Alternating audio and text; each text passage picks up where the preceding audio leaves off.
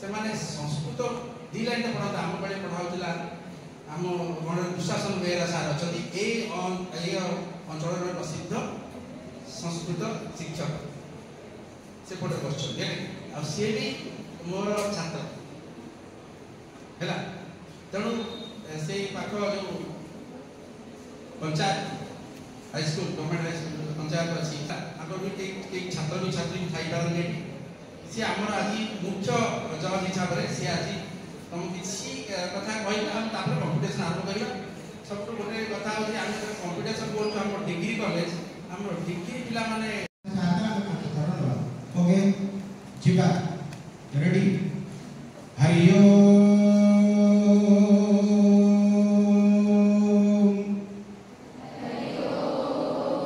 प्रेम से बोलो प्रेम से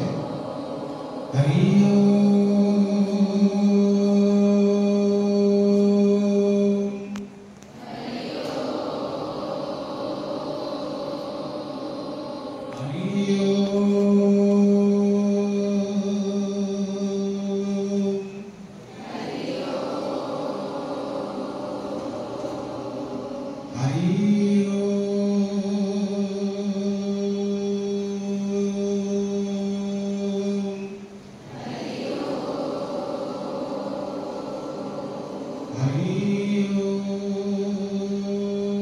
शोभाय भवतु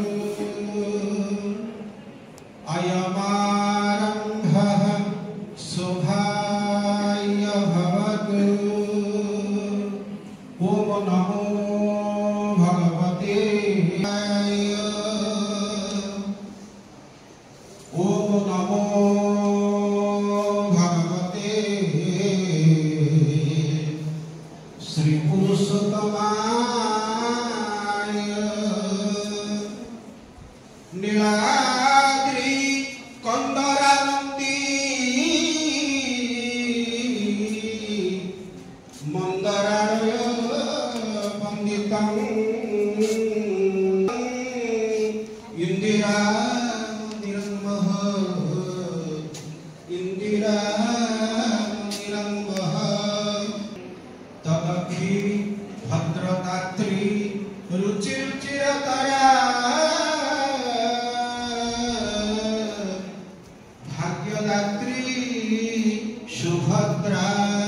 तदक्षी कामपालक धवलवरतनु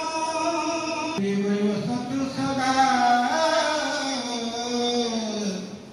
ब्रह्मदारु स्मरामि दारु ब्रह्मं नमामि। श्री जगतर नाथ जगन्नाथ कोटी यूनिवर्सिटी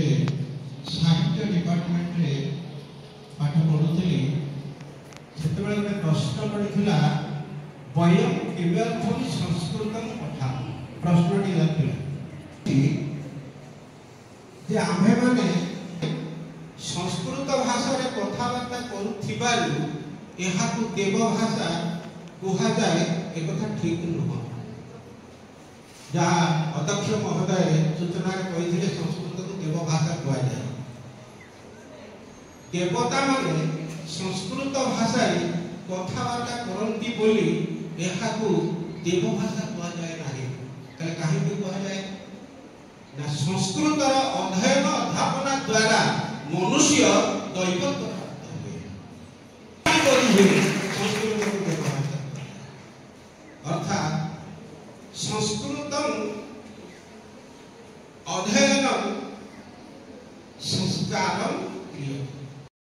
कदाचन माकर्म फल हेतु माते संतस्त कर्मणि यार अर्थ होछि कर्मण्य बाधिकारस्ते कर्म करिवार आपण समस्तकर अधिकार अछि हम समस्त कर्म करूछे विश्वास प्रश्वास होछि जहाँ भी किछ कर्म करूछे किंतु कर्मर फल ऊपर हमर सत् कर्म करिबा निष्काम कर्म करिबा ताहाले हमर फलर आवश्यकता नाही कारण आमे मंजीरे पोतीचे माने ही गछ हो तेणु एथिरो आमे एई श्लोकर अर्थ जानले जे जदि हम सत् कर्म बा निष्काम कर्म करिबा ताहाले सेथिरे हमर फलर आवश्यकता पड़िबो नाही।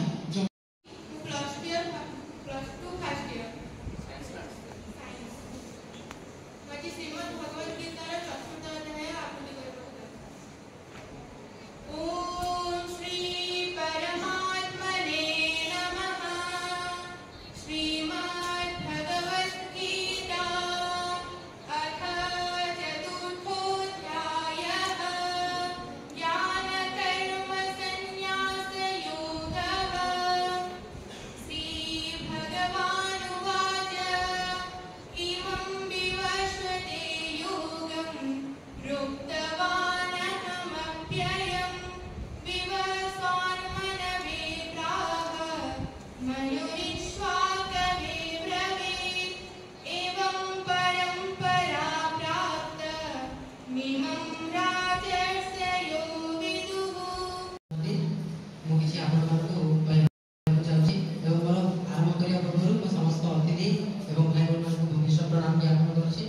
आज जो स्तुति ज्ञान करी